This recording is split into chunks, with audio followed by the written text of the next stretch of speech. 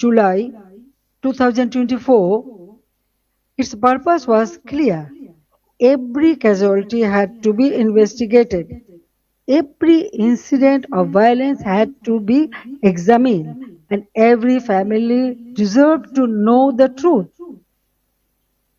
I met victims' families, visited the injured, and instructed the authorities to provide the highest level of medical treatment free of cost.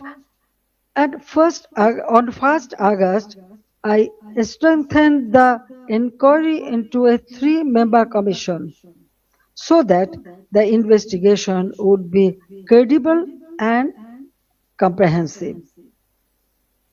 But after seizing power, the illegal interim government led by Mohammad Yunus stopped the investigation. They did not allow the truth to come out. They gave indemnity to those who involved in the killings. If they truly wanted justice, why did they stop the inquiry? If they had nothing to hide, why protect the killers? That one decision tells the truth. They did not want justice, they wanted power. They did not want investigation, they wanted the evidences buried. Their own words export the truth. An NCP leader said revolution would not have succeeded if police had not been killed and the metro rail had not been set on fire. A BNP leader in Sirazganj also said publicly that Enayatpur police station was burned and police were killed to make the revolution succeed. These statements show that the July-August movement was not merely a quota reform movement. It became a coordinated assault on constitutional order driven by hidden instruction, organized violence, and propaganda. The conspiracy did not end on 5th August. After 5th August, violence became a campaign of political persecution. The killing that began on 16 July with the murder of Shobuz Ali, a Dhaka college student and student league activist, has not stopped. Awami League leaders and workers are being killed, disappeared, arrested, driven from their homes, and buried under false cases. At least 10,000 have been killed or disappeared. Around 650,000 have been arrested over the last 2 years. Around 3,500 cases have been filed. Namely, nearly 450,000 leaders, workers, and supporters are accused. More than 1 million others have been as unnamed accused.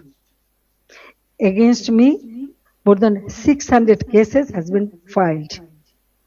Women activists of Chhatro League, student organization, youth league, other affiliated organizations are facing abuse, humiliation, torture in custody. Many leaders and workers have also died in prison amid documented accounts of torture, denial of medical treatment, deprivation of food, negligence, and denial of basic rights. The persecution is not limited to the Awami League members of only.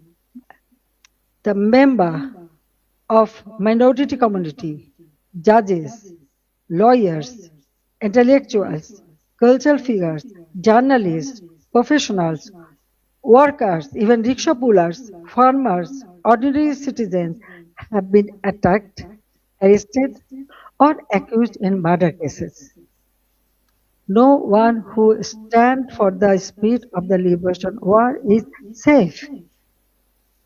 Symbols and memorials of our liberation war have been destroyed. Freedom fighters have been humiliated with garland of shoes. The historic residence of Bangabandhu Sheikh Mujibur Rahman, the Bangabandhu Memorial Museum at Dhanmondi 32 has been attacked and demolished in phases. This is not random violence. This is an attempt to erase the spirit of the liberation war from Bangladesh.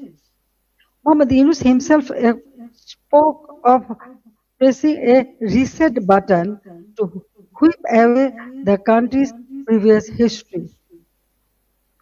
They want to erase the liberation war, they want to erase Bangabandhu, they want to rewrite Bangladesh against the foundation on which it was born.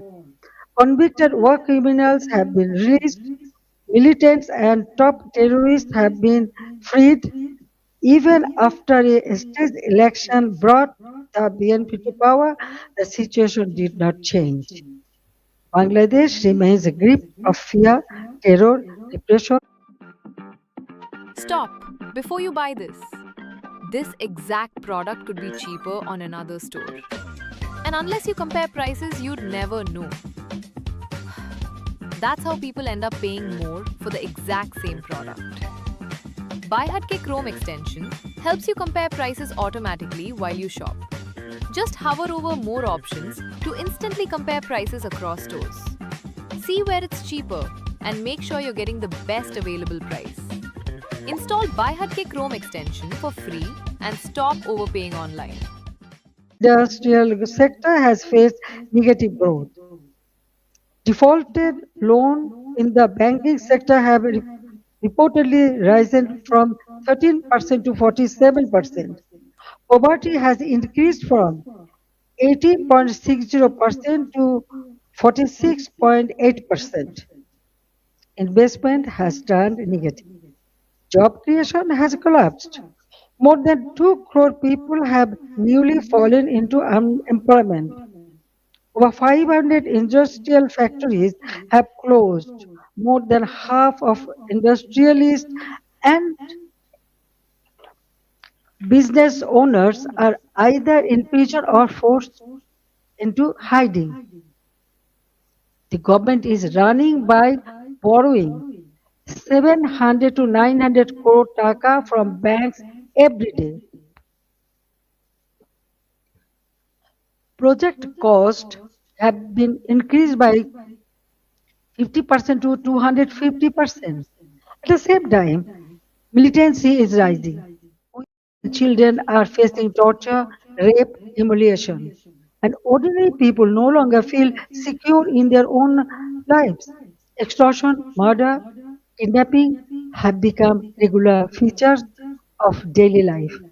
These are not just numbers or isolated incidents. Behind them, there is a family, a worker, a farmer, a small business owner, a mother who cannot buy food for her children, and a young person who no longer see hope. But let me also remind you what Bangladesh had achieved. The welfare of the people has always been the purpose of my deep politics. My father of the nation, Bangabandhu Sheikh Mujibur Rahman, gave his life for the ideal, and I have carried the ideal with full commitment. During my 5 terms as a Prime Minister, we used long term planning, sound financial management, disciplined implementation to place Bangladesh on a strong foundation. After 2008, across 16 years and 4 consecutive terms, we implemented major projects such as Padma Bridge, Metro Rail, Rupur Nuclear Power Plant, Matarbari Deep Sea Port, Kandapuli Tunnel, Bangabandhu Satellite. We maintained GDP growth between 6.5% to 7.5%. Our development projects were not vanity projects, they were part of building national capacity.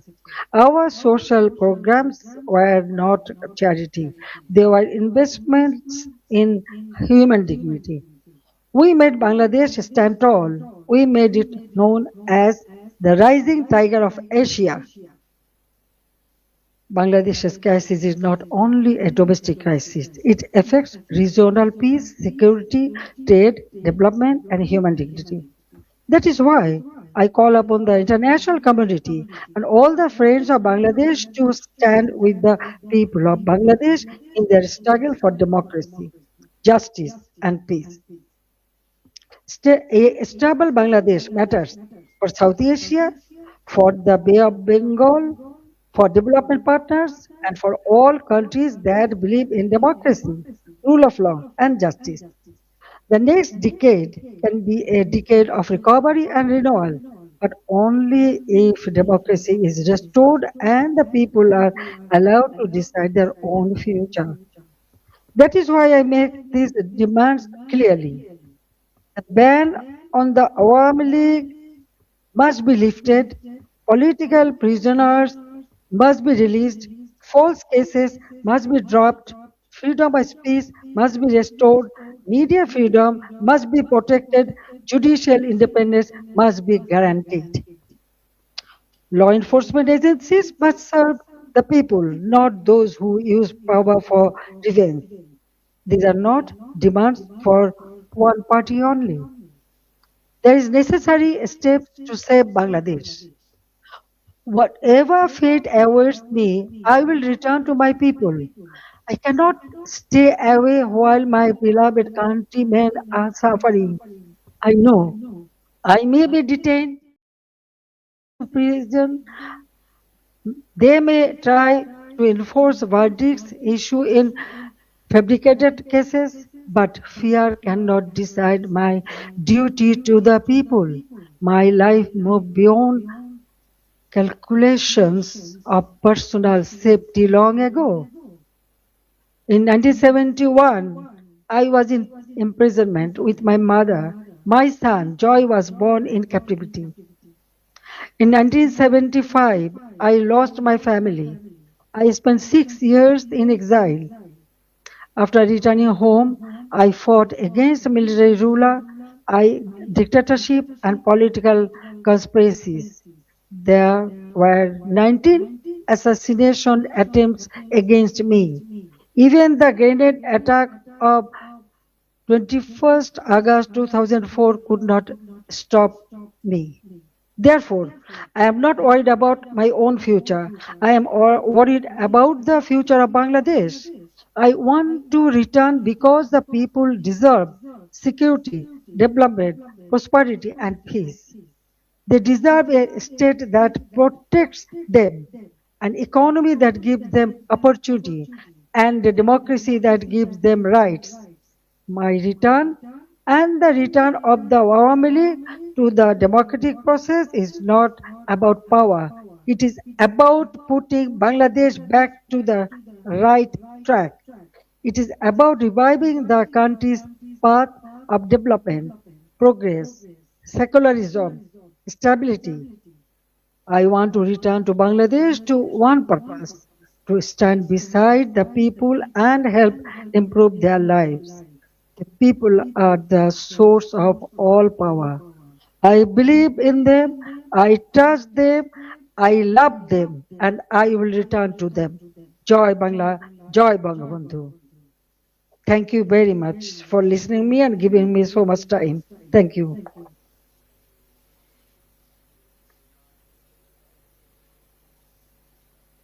For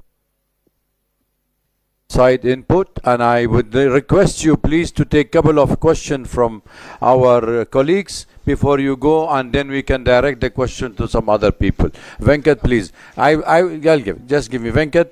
Wait for the mic, and we'll give priority to our members. Then I'll give you. Just let me just. Thank you.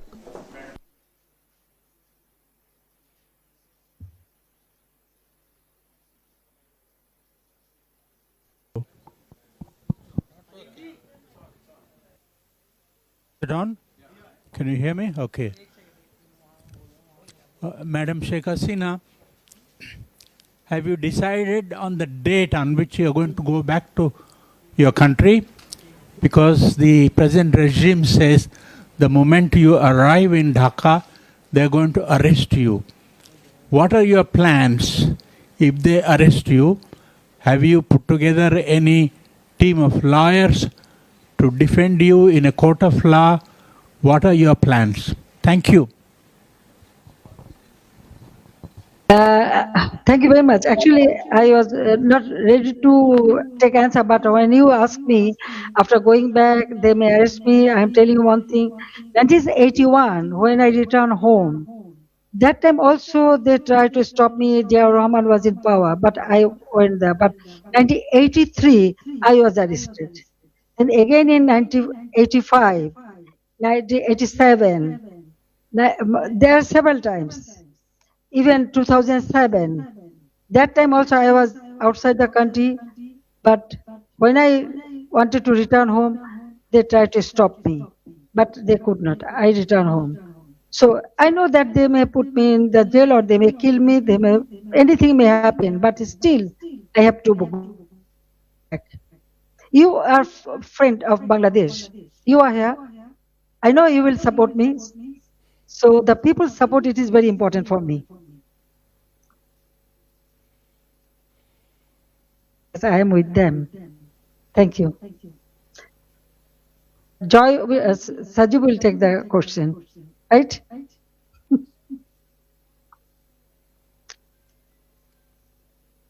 I hope Madam Hasina can answer this question.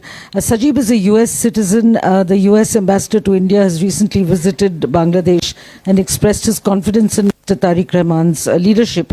And Sajib is, of course, I'm aware that you have dual citizenship, Bangladesh as well as the US. But how do you view the US ambassador's remarks and his support also offering further deepening of trade relations with Bangladesh? And also, you said, Sajib, that Bangladesh runs the danger of becoming another Pakistan. But you are aware that one of your two countries, the country of domicile, the United States, under President Trump, has a particularly close relationship to Pakistan and is now building one with Bangladesh. So should Madam Hasina return, how do you intend to, where do you see the future of relations with the United States? Thank you. United States has its own goals. Yes, this is. I'm a dual citizen. What Ambassador Gore's remarks, they are simply diplomatic remarks. Those are standard things any diplomat is going to say. And the current U.S. administration, their focus is on trade. They are not focused on democracy, human rights, any of that. Their focus is to increase trade with the U.S. No matter what. So that is what the policy this administration is continuing.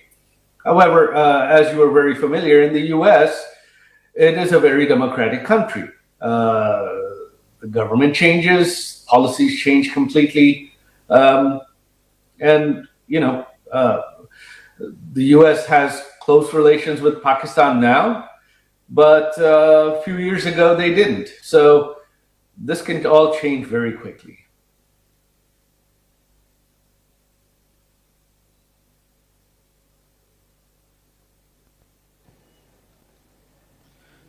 Yeah, hello, this is Shaumuntok from DW.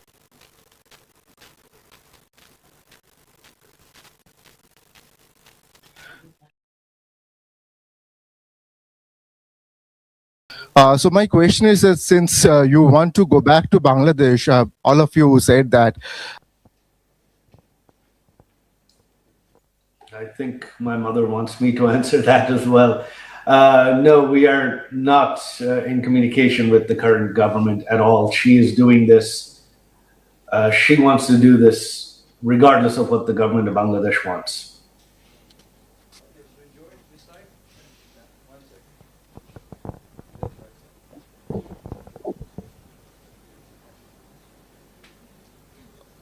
Good evening. My question is, the Sheikh Hasina has been in India for 2 years, roughly. And how has her stay been? Has she been in touch with the government of India and its officials? And the fact that she's keen to go back, is this something the government of India is aware of?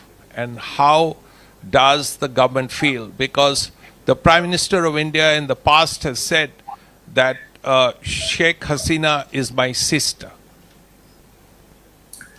Well, obviously, the fact that she wants to go back has made international headlines, so I'm sure there isn't anyone in India who is not aware. With regards to how they're treating her, they are treating her like a head of state. They are treating her very well.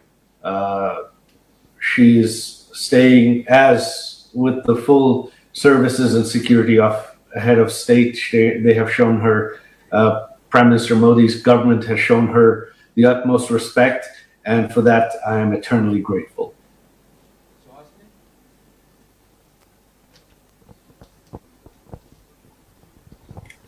This is Suhasini Heather from The Hindu. I wanted to ask former Prime Minister Sheikh Hasina did really detail what happened in those 2 months. However, there has been one demand that we've heard from the protesters, from the students in Dhaka quite often. Does she regret the violence? Does she regret the killings of protesters there? Does she feel sorry about what happened eventually and the events that led up to her coming to India at that time? Look, this question of regret and apologies has been raised, but you see, the Yunus regime and the BNP regime, what I mentioned in my speech, immunity.